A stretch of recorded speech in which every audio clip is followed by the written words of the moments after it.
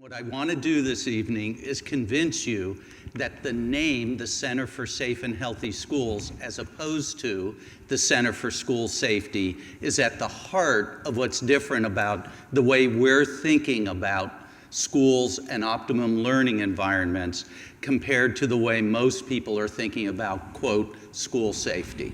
Schools and traumatic incidents are not that different than communities and disasters in terms of a holistic, comprehensive approach to thinking about how a school functions both on a daily basis and in the face of a traumatic incident.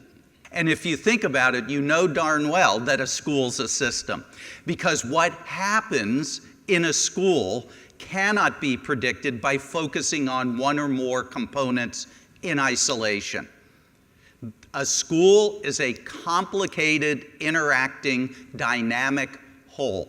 At the end of the day, we want to understand what a school is all about, and we want to understand where we should direct resources to improve the aspects of the school that are most hurting. We came to realize that what's typically called a good school is a focus on how the school is on a daily basis. And that was a critical ingredient to our systems thinking and our systems modeling. And then the other part, the resilience part, is what turned a good school into a safe and healthy school.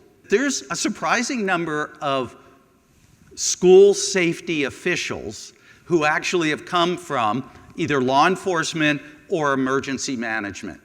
And so when we start talking about SCHOOLWELL, the way we actually start talking about it is to talk about COPEWELL. Say, we have this big project, communities and disasters, we talk about that. And they totally get that because that's actually what their real profession has been. If you use a traditional approach to talk about school safety, to think about school safety, you are simply reinforcing the fact that it's a small set of folk. In truth, it's the entire school community who's responsible for safe and healthy schools. The only way you're going to get to that is if you have a framework that includes the entire community.